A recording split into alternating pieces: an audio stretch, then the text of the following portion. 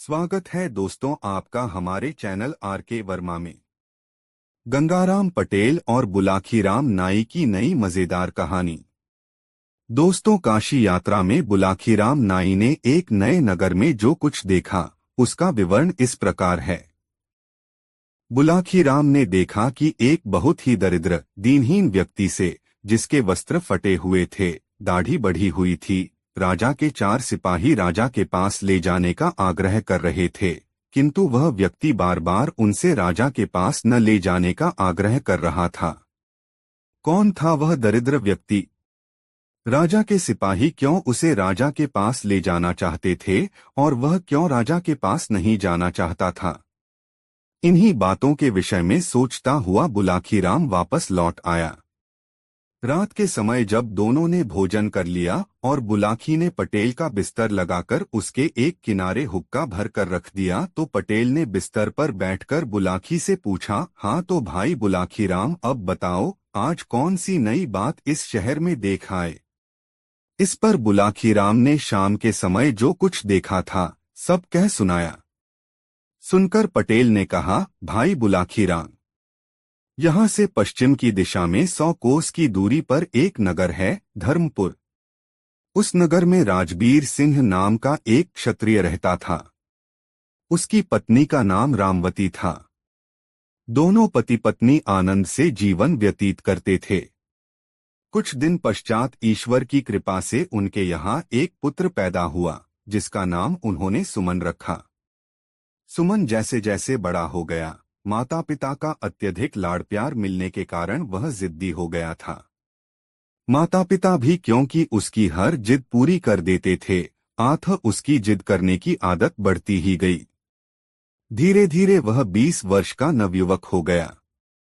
दैवयोग से उसी दौरान प्रकृति ने अपना प्रकोप दिखाया। एक भयंकर भूकंप उस शहर में आया, जिसके कारण न सिर्फ सुमन का मकान अपितु शहर की भी अधिकांश इमारतें तबाह हो गईं। सैकड़ों लोग मलबे के नीचे दबकर मर गए। हजारों लोग जख्मी हो गए। मरने वालों में सुमन के माता पिता भी थे। इस दारुण दुख के कारण सुमन के दिल पर भारी आघात लगा। उसने जैसे तैसे अपने माता पिता का अंतिम क्रिया कार्य संपन्न किया और फिर अपनी स्थिति पर विचार करने लगा। मकान तो रहने योग्य रहा ही नहीं था, धन भी उसके पास विशेष नहीं था। अब उसे यह चिंता हुई कि उसका गुजारा कैसे होगा। माँ बाप का लाडला होने के कारण कभी उसने ऐसा कोई काम सीखने का प्रयास ही नहीं किया था जो आगे चलकर उसकी जीविका उपार्जन करने में सहायक होता, और मेहनत मजदूरी का काम वह करना नहीं चाहता था। बुलाखी, जब तक माता पिता द्वारा अर्जित धन उसके पास रहा, वह उससे अपना गुजारा चलाता रहा, किंतु जब वह धन समाप्त हो गया तो स्थिति भूखों मरने की आ पहुंची। तब उसने विचार किया कि यह नगर छोड़कर किसी दूसरे नगर में चलना चाहिए। इस नगर में तो सभी लोग उसे जानते हैं, इसलिए वह यहाँ भीख भी नहीं मांग सकता, लेकिन परदेश में ऐसी कोई दिक्कत नहीं है, वहाँ वह भीख मांगकर भी अपना गुजारा कर लेगा, तब भी उसे पहचानने वाला कोई नहीं है। ऐसा विचार कर वह अपना नगर छोड़कर परदेश के लिए चल पड़ा। सुमन लगातार 8 दिन एक ही दिशा में आगे बढ़ता रहा। उसे भूख लगती तो वह जंगली बेर या कंदमूल फल आदि तोड़कर खा लेता और किसी नदी या सरोवर का जल पीकर अपनी प्यास मिटा लेता। एक दिन वह एक ऐसे जंगल में पहुंचा जहां न कोई तालाब था और न कोई नदी। उसे प्यास लगी हुई थी, अतः वह पानी की तलाश में इधर-उधर भटकने लगा। काफी दूर चलने पर उसे एक आम्रकुंज नजर आया। उस आम्रकुंज में सिर्फ आम के ही वृक्ष नहीं थे, दूसरे भी अनेक प्रकार के वृक्ष थे जिन पर फल लगे हुए थे। कुंज के बीचों बीच एक मनोरम सरोवर था, जिसमें नाना प्रकार के जलचर किलोले कर रहे थे। कुंज में पहुंचकर सुमन ने सबसे पहले तो सरोवर से भरपेट पानी पिया, फिर वृक्षों से कुछ फल तोड़े और अपनी क्षुधा शांत की। तत्पश्चात वह एक वृक्ष का सहारा लेकर भूमि पर बैठ गया। वह परिश्रम के कारण बुरी तरह से थका हुआ था, आठ जल्दी ही उसे नींद आई और वह सो गया। बुलाखी। वह आम्रकुंज परियों के राजा का था। उसने अपनी बेटी शबनम के लिए उस आम्रकुंज का निर्माण कराया था। परियों की शहजादी शबनम कभी कभी वहां अपनी सखियों के साथ सैर करने के लिए आती रहती थी। जिस दिन का यह वाकया है, उस दिन भी वह संयोग से अपनी सहेलियों के साथ वहां आई हुई थी। सुमन को जब उसने अपने आम्रकुंज में बेसुध सोए हुए देखा तो वह उस पर मोहित हो गई। परियों की शहजादी ने जब अपनी पायल झनझनाई तो उनके घुंघरुओं की आवाज सुनकर सुमन की निद्रा टूट गई। आंखें खोलकर देखा तो सामने एक परिजात को पाया। दोनों की आंखें चार हुई तो दोनों ही एक दूसरे के अदृश्य प्रेम में बंध गए। फिर तो उनमें देर तक बातें होती रहीं। परियों की शहजादी ने सुमन को अपना परिचय दिया और सुमन ने उससे अपनी दास्तां बयान कर दी। सुमन की दास्तां सुनकर परी शबनम का दिल पसीज उठा। उसे सुमन पर दया आ गई। उसने अपने गले से तावीज उतारा और उसे सुमन को देकर कहा, थे युवक, यह तावीज अपने पास रख लो। यह मेरे प्रेम की निशानी है, तुम इसे कभी अपने शरीर से अलग मत करना। यह हर संकट में तुम्हारे काम आएगा। यह कहकर वह परी वहां से चली गई। सुमन भी उठकर अपने गंतव्य की ओर चल पड़ा। 2 दिन बाद वह एक नगर में पहुंचा। वहां पहुंचकर उसने कोई काम ढूंढने का प्रयास किया, किंतु किसी भी जगह पर उसे कोई काम न मिला। तब यह विचार कर कि कल सुबह यहाँ के राज दरबार में जाकर राजा से कोई काम मांगूंगा, वह राजमहल की दीवार के साथ ही भूमि पर पड़कर सो रहा। आधी रात का समय हुआ तो किसी स्त्री के रोने का स्वर सुनकर उसकी नींद खुल गई। वह विचार करने लगा कि अवश्य ही वह स्त्री किसी मुसीबत में है, चलकर देखना चाहिए कि उसे क्या कष्ट है। बुलाखी। उस स्त्री के रोने का स्वर वहां के राजा ने भी सुना था। वह उस समय जाग रहा था, यह देखने के लिए कि उस दुखियारी स्त्री को क्या तकलीफ है जो वह आधी रात को इस प्रकार विलाप कर रही है।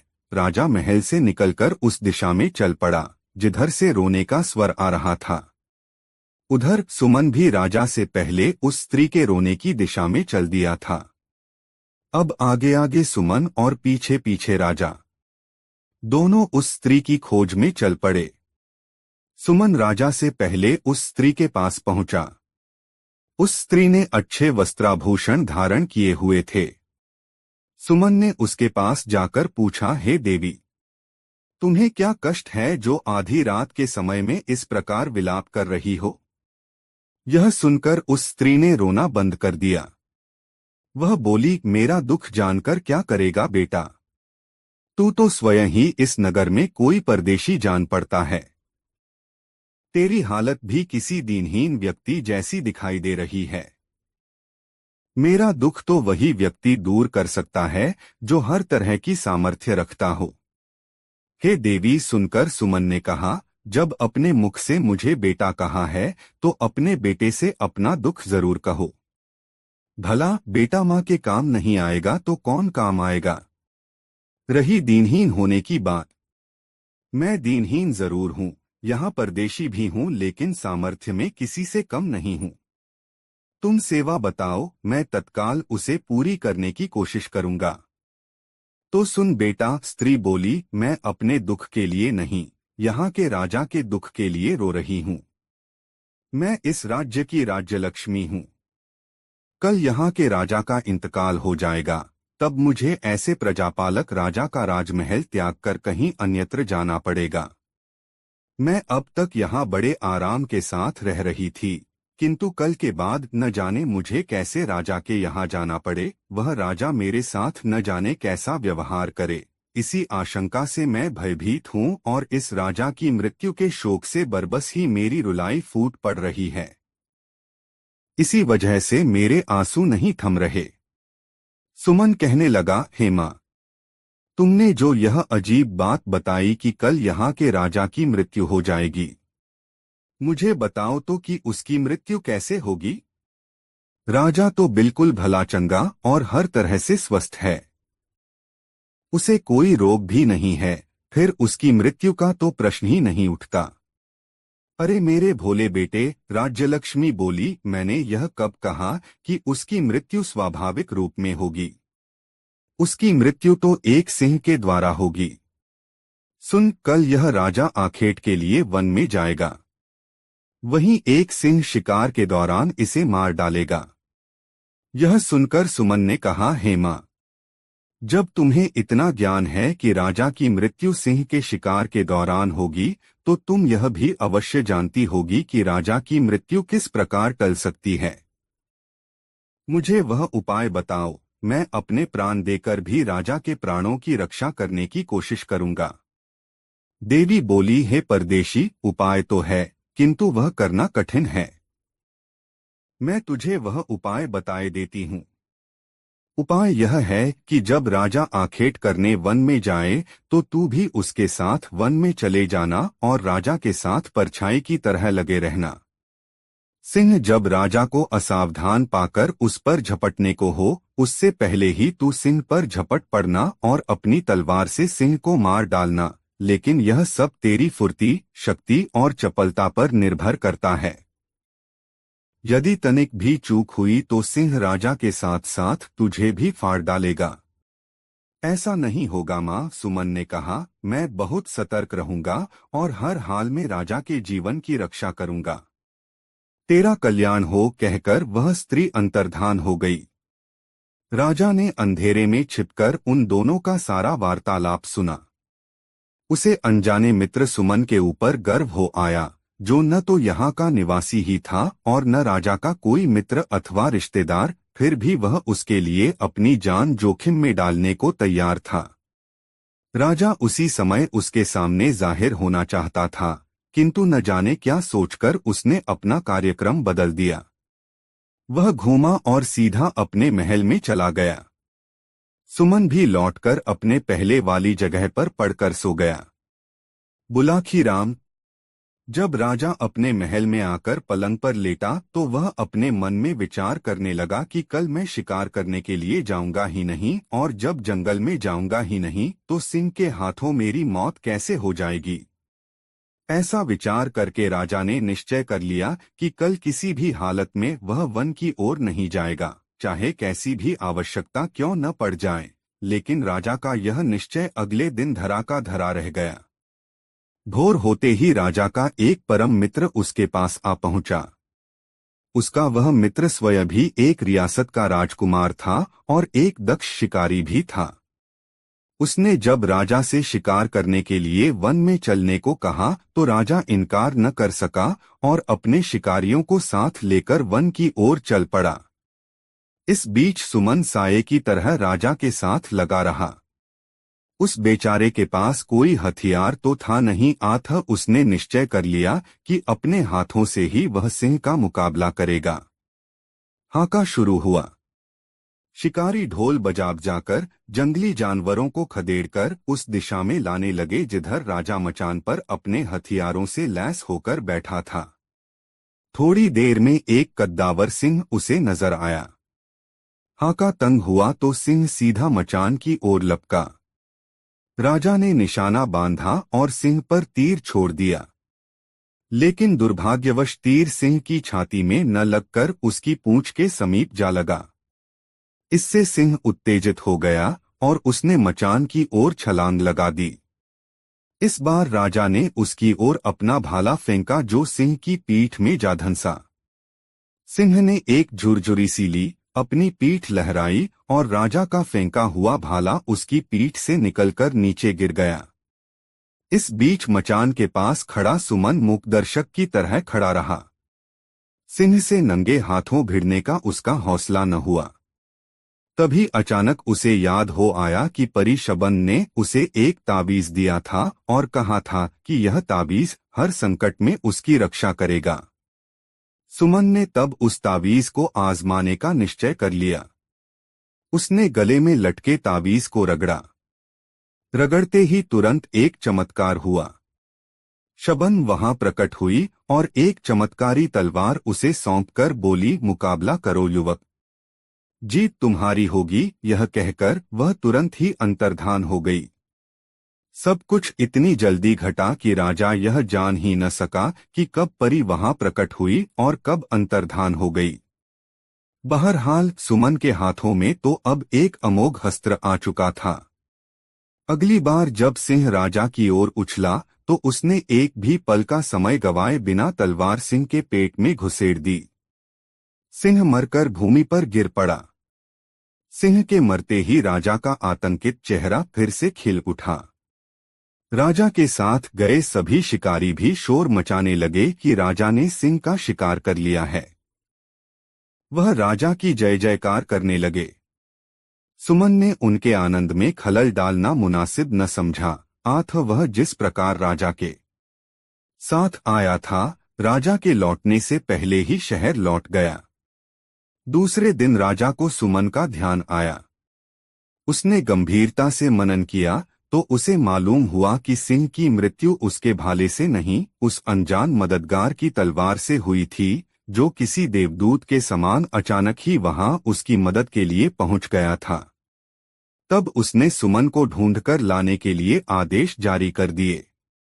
दरअसल राजा सुमन को बुलाकर उसे सम्मानित करना चाहता था।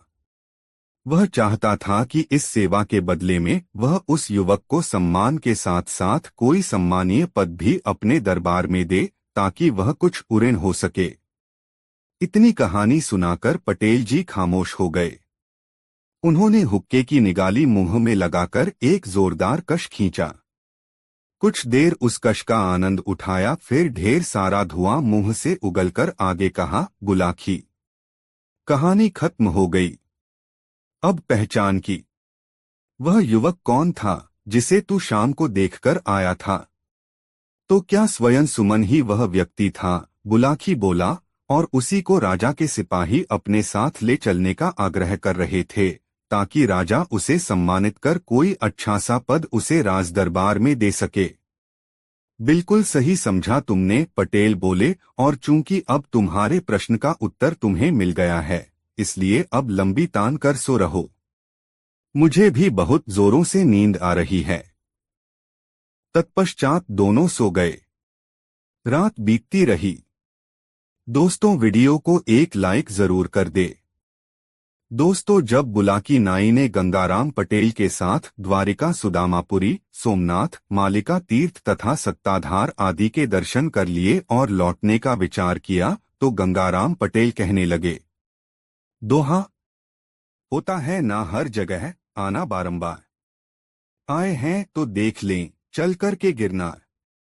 गंगाराम पटेल जी की इतनी बात सुनकर बुलाखीदास नाई कहने लगा, है पटेल जी, यह बात तो मैं भी आपसे कहने वाला ही था, क्योंकि दोहा सुन रखा गिरनार है अतिशय शोभा खान।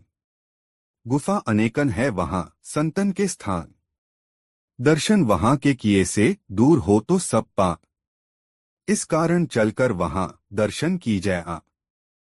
आपस में ऐसी सलाह मिलाकर बुलाकी नाई ने सब सामान तैयार किया और अपना प्रस्थान गिरनार को किया। चलते चलते वह नरसी जी की पावन जन्मभूमि जूनागढ़ में पहुंच गए। वहां उन्होंने दामोदर कुंड में स्नान किया। नरसी जी का जन्मस्थान, पुराना किला, गिरनार पहाड़ पर भतृहरि गुफा, राम मंदिर, जैन मंदिर, गोमुख अंबाजी का मंदिर, गोरखधूना, दत्तात्रेय जी की चरण पादुका, कमंडल कुंड, मुचुकुंद गुफा इत्यादि देखकर वह जूनागढ़ लौट आए और एक बगीची पर अपना आसन लगा दिया। गंगाराम पटेल ने बुलाकी को सामान लाने के लिए रुपए दिए। बुलाकी बाजार को गया और वहां से अपना सामान खरीदकर बगीची की ओर आ ही रहा था, तो शहर के बाहर उसने एक स्वच्छ तालाब पानी से भरा हुआ देखा।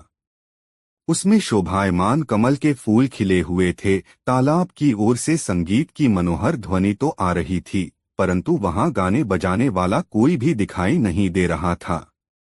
बुलाकी को बड़ा आश्चर्य हुआ और वह सामान लेकर सीधा बगीची पर आया और अनमना सा बैठ गया। बोला, मुझे घर जाना होगा। बुलाकी नाई की बात सुनकर गंगाराम पटेल ने कहा कि अरे, अब तो हम अपने घर को ही लौटेंगे।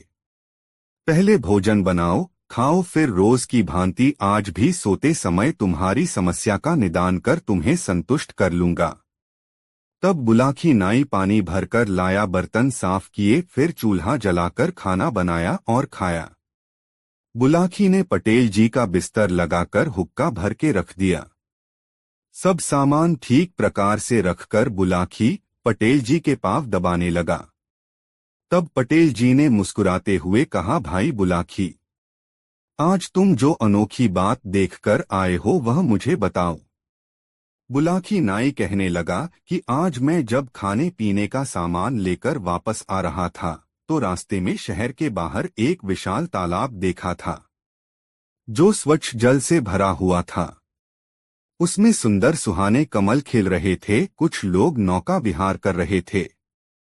उस तालाब की ओर से गाने बजाने की बड़ी मनोहर ध्वनि सुनाई दे रही थी, परंतु वहां कोई गाने बजाने वाला दिखाई नहीं दे रहा था, ना वहां कोई ऐसा स्थान ही था जहां गाना बजाना हो सकता है। यह देखकर मुझे बड़ा आश्चर्य हुआ। आप कृपा करके बताएं कि यह कौन सा तालाब है। गंगाराम पटेल कहने लगे, एक ब्राह्मण था जिसका विवाह नहीं हुआ था।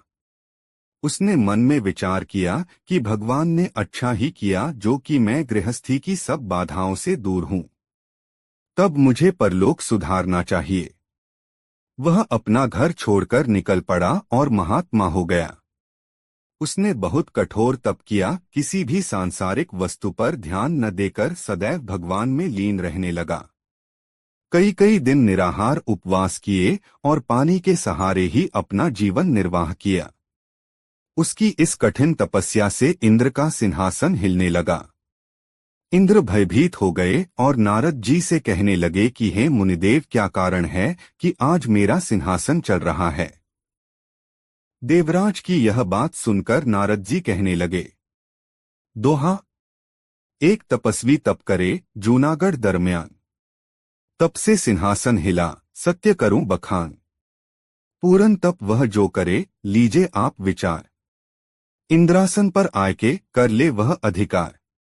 देव ऋषि की बात सुनकर इंद्र चिंतित हुए और नारद जी से बोले, दोहा, मुझसे जो मुनिदेव यह सिंहासन छिन जाए, बात बिगड़ जाए सभी, अब कछु करो उपाय।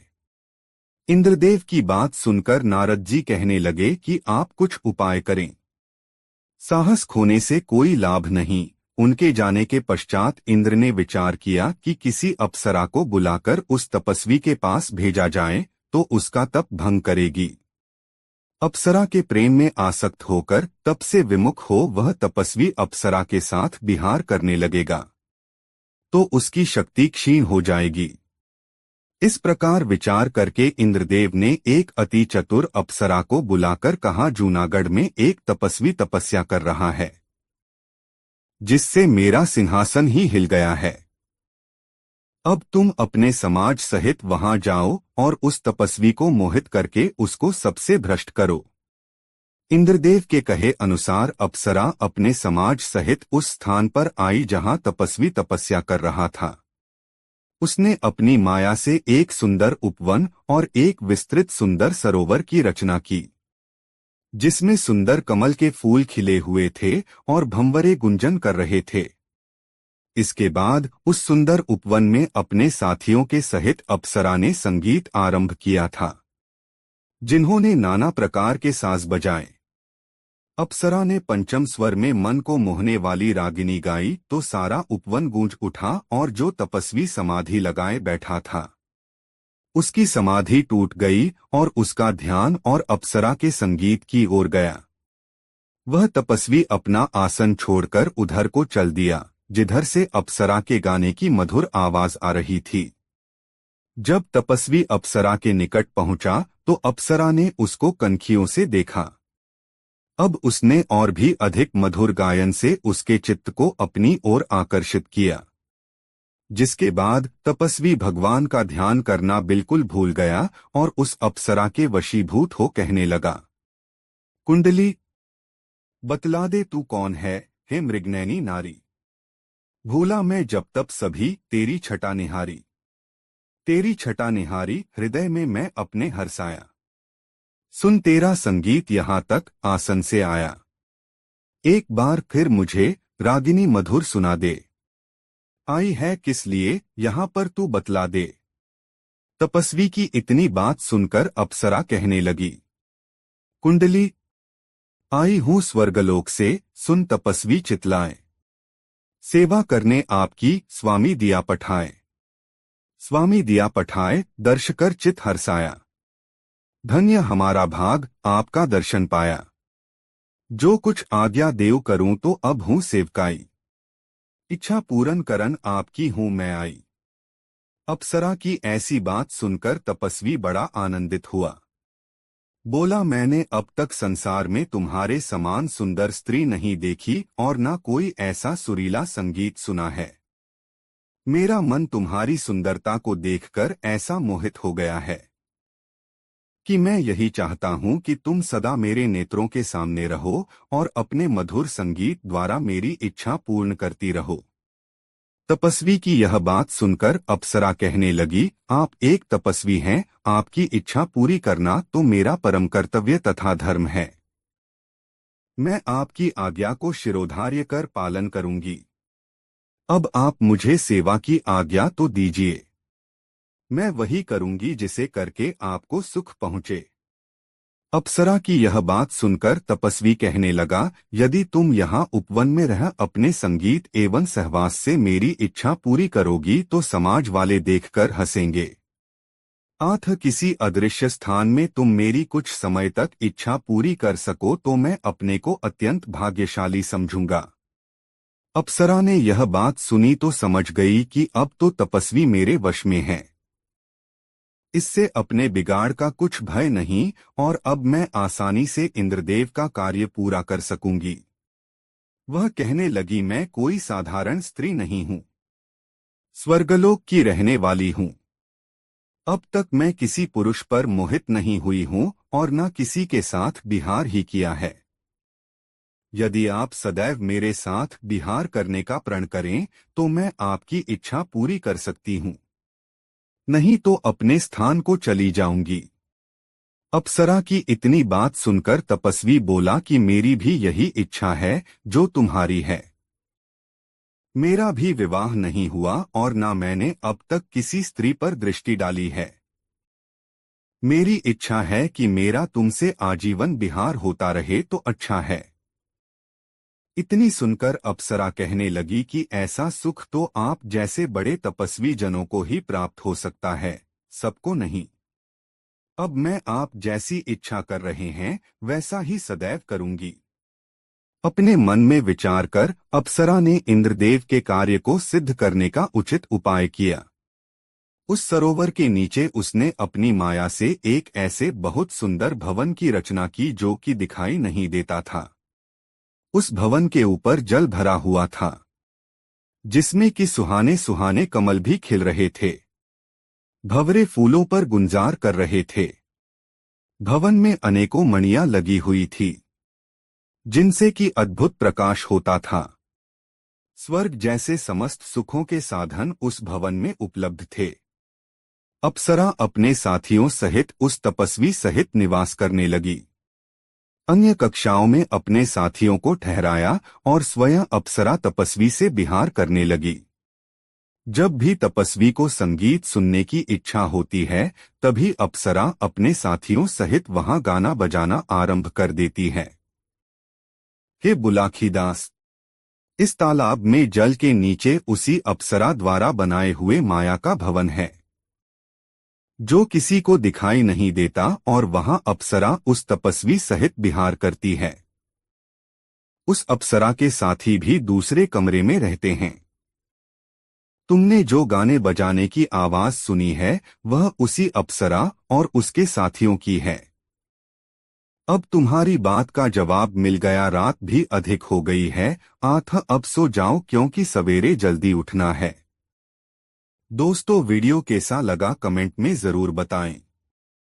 दोस्तों, काशी यात्रा में बुलाखीराम नाई ने एक नए नगर में जो कुछ देखा उसका विवरण इस प्रकार है।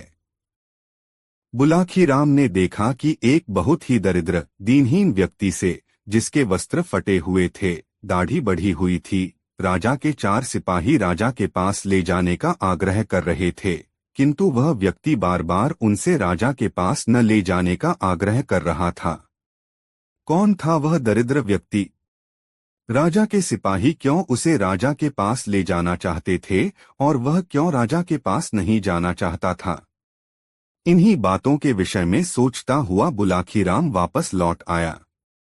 रात के समय जब दोनों ने भोजन कर लिया और बुलाखी ने पटेल का बिस्तर लगाकर उसके एक किनारे हुक्का भर कर रख दिया, तो पटेल ने बिस्तर पर बैठकर बुलाखी से पूछा, हाँ तो भाई बुलाखीराम, अब बताओ आज कौन सी नई बात इस शहर में देख आए?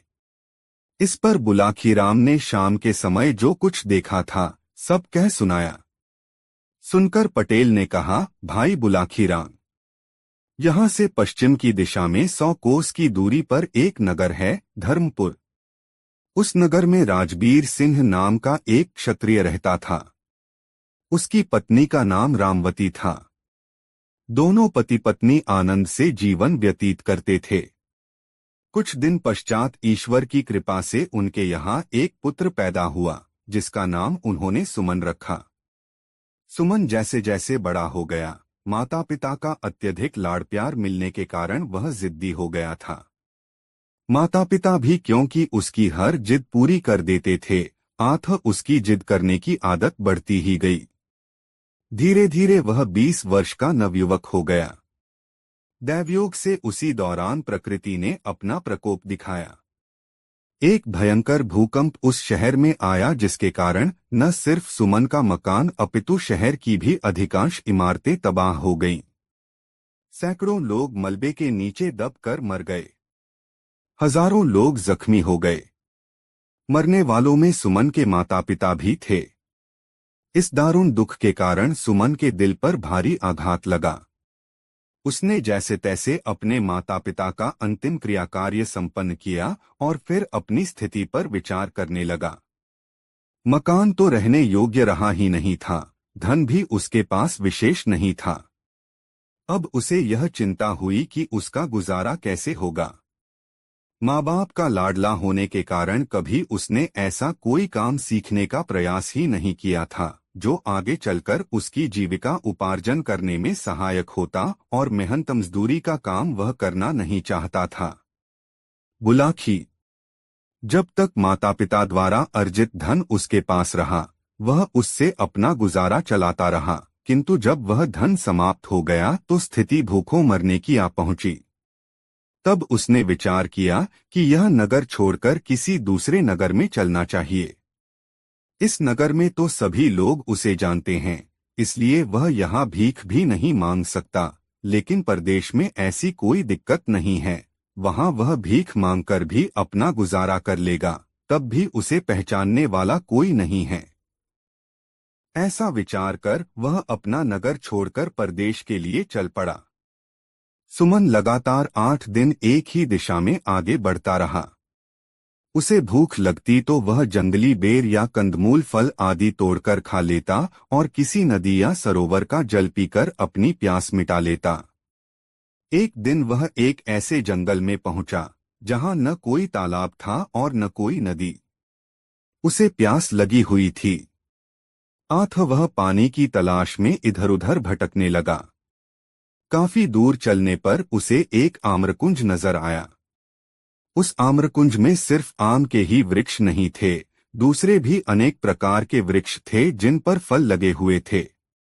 कुंज के बीचों बीच एक मनोरम सरोवर था, जिसमें नाना प्रकार के जलचर किलोले कर रहे थे। कुंज में पहुंचकर सुमन ने सबसे पहले तो सरोवर से भरपेट पानी पिया, फिर वृक्षों से कुछ फल तोड़े और अपनी क्षुधा शांत की।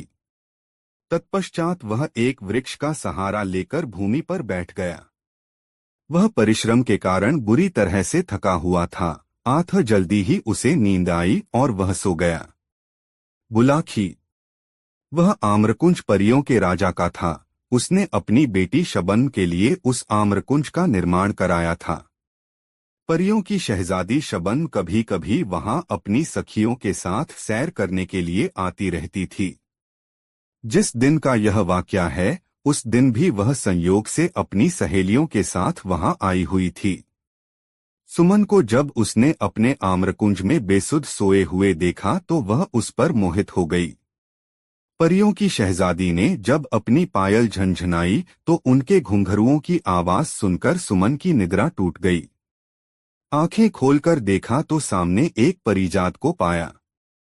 दोनों की आंखें चार हुई तो दोनों ही एक दूसरे के अदृश्य प्रेम में बंध गए। फिर तो उनमें देर तक बातें होती रहीं। परियों की शहजादी ने सुमन को अपना परिचय दिया और सुमन ने उससे अपनी दास्तां बयान कर दी। सुमन की दास्तां सुनकर परी शबन का दिल पसीज उठा। उसे सुमन पर दया आ गई। उसने अपने गले से तावीज उतारा और उसे सुमन को देकर कहा, हे युवक, यह तावीज अपने पास रख लो। यह मेरे प्रेम की निशानी है, तुम इसे कभी अपने शरीर से अलग मत करना। यह हर संकट में तुम्हारे काम आएगा। यह कहकर वह परी वहां से चली गई। सुमन भी उठकर अपने गंतव्य की ओर चल पड़ा। 2 दिन बाद वह एक नगर में पहुंचा। वहां पहुंचकर उसने कोई काम ढूंढने का प्रयास किया, किंतु किसी भी जगह पर उसे कोई काम न मिला। तब यह विचार कर कि कल सुबह यहाँ के राज दरबार में जाकर राजा से कोई काम मांगूंगा, वह राजमहल की दीवार के साथ ही भूमि पर पड़कर सो रहा। आधी रात का समय हुआ तो किसी स्त्री के रोने का स्वर सुनकर उसकी नींद खुल गई। वह विचार करने लगा कि अवश्य ही वह स्त्री किसी मुसीबत में है, चलकर देखना चाहिए कि उसे क्या कष्ट है। बुलाखी। उस स्त्री के रोने का स्वर वहां के राजा ने भी सुना था। वह उस समय जाग रहा था, यह देखने के लिए कि उस दुखियारी स्त्री को क्या तकलीफ है जो वह आधी रात को इस प्रकार विलाप कर रही है। राजा महल से निकलकर उस दिशा में चल पड़ा जिधर से रोने का स्वर आ रहा था। उधर सुमन भी राजा से पहले उस स्त्री के रोने की दिशा में चल दिया था। अब आगे आगे सुमन और पीछे पीछे राजा, दोनों उस स्त्री की खोज में चल पड़े। सुमन राजा से पहले उस स्त्री के पास पहुंचा। उस स्त्री ने अच्छे वस्त्राभूषण धारण किए हुए थे। सुमन ने उसके पास जाकर पूछा, हे देवी, तुम्हें क्या कष्ट है जो आधी रात के समय में इस प्रकार विलाप कर रही हो? यह सुनकर उस स्त्री ने रोना बंद कर दिया। वह बोली, मेरा दुख जानकर क्या करेगा बेटा? तू तो स्वयं ही इस नगर में कोई परदेशी जान पड़ता है। तेरी हालत भी किसी दीनहीन व्यक्ति जैसी दिखाई दे रही है। मेरा दुख तो वही व्यक्ति दूर कर सकता है जो हर तरह की सामर्थ्य रखता हो। हे देवी, सुनकर सुमन ने कहा, जब अपने मुख से मुझे बेटा कहा है तो अपने बेटे से अपना दुख जरूर कहो। भला बेटा माँ के काम नहीं आएगा तो कौन काम आएगा? रही दीनहीन होने की बात, मैं दीनहीन जरूर हूँ, यहाँ परदेशी भी हूँ, लेकिन सामर्थ्य में किसी से कम नहीं हूँ। तुम सेवा बताओ, मैं तत्काल उसे पूरी करने की कोशिश करूँगा। तो सुन बेटा, स्त्री बोली, मैं अपने दुख के लिए नहीं, यहाँ के राजा के दुख के लिए रो रही हूँ। मैं इस राज्य की राज्यलक्ष्मी हूँ। कल यहाँ के राजा का इंतकाल हो जाएगा, तब मुझे ऐसे प्रजापालक राजा का राजमहल त्याग कर कहीं अन्यत्र जाना पड़ेगा। मैं अब तक यहाँ बड़े आराम के साथ रह रही थी, किंतु कल के बाद न जाने मुझे कैसे राजा के यहाँ जाना पड़े। वह राजा मेरे साथ न जाने कैसा व्यवहार करे, इसी आशंका से मैं भयभीत हूँ और इस राजा की मृत्यु के शोक से बरबस ही मेरी रुलाई फूट पड़ रही है। इसी वजह से मेरे आंसू नहीं थम रहे। सुमन कहने लगा, हे माँ, तुमने जो यह अजीब बात बताई कि कल यहाँ के राजा की मृत्यु हो जाएगी, मुझे बताओ तो कि उसकी मृत्यु कैसे होगी? राजा तो बिल्कुल भला चंगा और हर तरह से स्वस्थ है, उसे कोई रोग भी नहीं है, फिर उसकी मृत्यु का तो प्रश्न ही नहीं उठता। अरे मेरे भोले बेटे, राज्यलक्ष्मी बोली, मैंने यह कब कहा कि उसकी मृत्यु स्वाभाविक रूप में होगी? उसकी मृत्यु तो एक सिंह के द्वारा होगी। सुन, कल यह राजा आखेट के लिए वन में जाएगा। वहीं एक सिंह शिकार के दौरान इसे मार डालेगा। यह सुनकर सुमन ने कहा, हेमा, जब तुम्हें इतना ज्ञान है कि राजा की मृत्यु सिंह के शिकार के दौरान होगी, तो तुम यह भी अवश्य जानती होगी कि राजा की मृत्यु किस प्रकार टल सकती है। मुझे वह उपाय बताओ, मैं अपने प्राण देकर भी राजा के प्राणों की रक्षा करने की कोशिश करूंगा। देवी बोली, हे परदेशी, उपाय तो है, किंतु वह करना कठिन है। मैं तुझे वह उपाय बताए देती हूँ। उपाय यह है कि जब राजा आखेट करने वन में जाए तो तू भी उसके साथ वन में चले जाना और राजा के साथ परछाई की तरह लगे रहना। सिंह जब राजा को असावधान पाकर उस पर झपटने को हो, उससे पहले ही तू सिंह पर झपट पड़ना और अपनी तलवार से सिंह को मार डालना, लेकिन यह सब तेरी फुर्ती, शक्ति और चपलता पर निर्भर करता है। यदि तनिक भी चूक हुई तो सिंह राजा के साथ साथ तुझे भी फाड़ डालेगा। ऐसा नहीं होगा माँ, सुमन ने कहा, मैं बहुत सतर्क रहूंगा और हर हाल में राजा के जीवन की रक्षा करूंगा। तेरा कल्याण हो, कहकर वह स्त्री अंतर्धान हो गई। राजा ने अंधेरे में छिपकर उन दोनों का सारा वार्तालाप सुना। उसे अनजाने मित्र सुमन के ऊपर गर्व हो आया, जो न तो यहाँ का निवासी ही था और न राजा का कोई मित्र अथवा रिश्तेदार, फिर भी वह उसके लिए अपनी जान जोखिम में डालने को तैयार था। राजा उसी समय उसके सामने जाहिर होना चाहता था, किंतु न जाने क्या सोचकर उसने अपना कार्यक्रम बदल दिया। वह घूमा और सीधा अपने महल में चला गया। सुमन भी लौटकर अपने पहले वाली जगह पर पड़कर सो गया। बुलाखी राम। जब राजा अपने महल में आकर पलंग पर लेटा तो वह अपने मन में विचार करने लगा कि कल मैं शिकार करने के लिए जाऊंगा ही नहीं, और जब जंगल में जाऊंगा ही नहीं तो सिंह के हाथों मेरी मौत कैसे हो जाएगी। ऐसा विचार करके राजा ने निश्चय कर लिया कि कल किसी भी हालत में वह वन की ओर नहीं जाएगा, चाहे कैसी भी आवश्यकता क्यों न पड़ जाए। लेकिन राजा का यह निश्चय अगले दिन धरा का धरा रह गया। भोर होते ही राजा का एक परम मित्र उसके पास आ पहुंचा। उसका वह मित्र स्वयं भी एक रियासत का राजकुमार था और एक दक्ष शिकारी भी था। उसने जब राजा से शिकार करने के लिए वन में चलने को कहा तो राजा इनकार न कर सका और अपने शिकारियों को साथ लेकर वन की ओर चल पड़ा। इस बीच सुमन साये की तरह राजा के साथ लगा रहा। उस बेचारे के पास कोई हथियार तो था नहीं, अतः उसने निश्चय कर लिया कि अपने हाथों से ही वह सिंह का मुकाबला करेगा। हाका शुरू हुआ। शिकारी ढोल बजा जाकर जंगली जानवरों को खदेड़कर उस दिशा में लाने लगे जिधर राजा मचान पर अपने हथियारों से लैस होकर बैठा था। थोड़ी देर में एक कद्दावर सिंह उसे नजर आया। हाका तंग हुआ तो सिंह सीधा मचान की ओर लपका।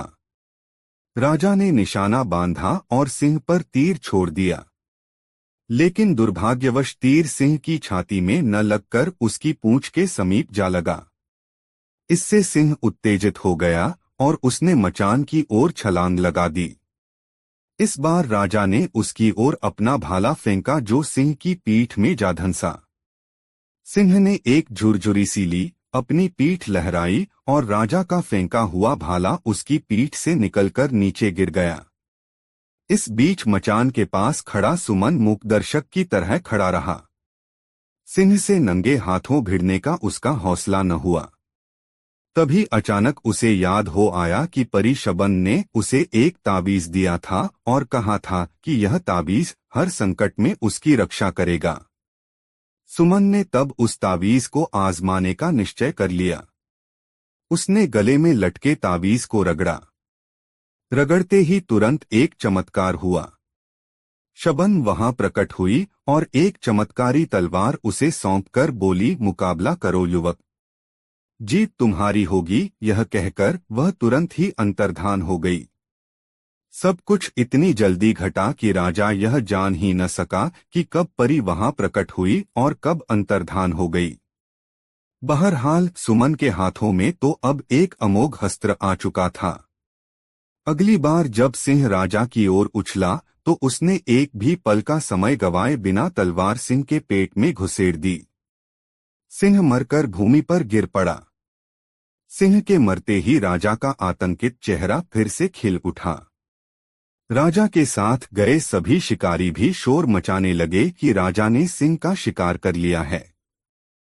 वह राजा की जय जयकार करने लगे। सुमन ने उनके आनंद में खलल डालना मुनासिब न समझा। वह जिस प्रकार राजा के साथ आया था, राजा के लौटने से पहले ही शहर लौट गया। दूसरे दिन राजा को सुमन का ध्यान आया। उसने गंभीरता से मनन किया तो उसे मालूम हुआ कि सिंह की मृत्यु उसके भाले से नहीं, उस अनजान मददगार की तलवार से हुई थी, जो किसी देवदूत के समान अचानक ही वहां उसकी मदद के लिए पहुंच गया था। तब उसने सुमन को ढूंढकर लाने के लिए आदेश जारी कर दिए। दरअसल राजा सुमन को बुलाकर उसे सम्मानित करना चाहता था। वह चाहता था कि इस सेवा के बदले में वह उस युवक को सम्मान के साथ साथ कोई सम्मानीय पद भी अपने दरबार में दे, ताकि वह कुछ उऋण हो सके। इतनी कहानी सुनाकर पटेल जी खामोश हो गए। उन्होंने हुक्के की निगाली मुंह में लगाकर एक जोरदार कश खींचा। कुछ देर उस कश का आनंद उठाया, फिर ढेर सारा धुआं मुंह से उगलकर आगे कहा, बुलाखी। कहानी खत्म हो गई। अब पहचान की। वह युवक कौन था जिसे तू शाम को देखकर आया था? तो क्या स्वयं सुमन ही वह व्यक्ति था? बुलाखी बोला, और उसी को राजा के सिपाही अपने साथ ले चलने का आग्रह कर रहे थे, ताकि राजा उसे सम्मानित कर कोई अच्छा सा पद उसे राजदरबार में दे सके। बिल्कुल सही समझा तुमने, पटेल बोले, और चूंकि अब तुम्हारे प्रश्न का उत्तर तुम्हें मिल गया है, इसलिए अब लंबी तान कर सो रहो।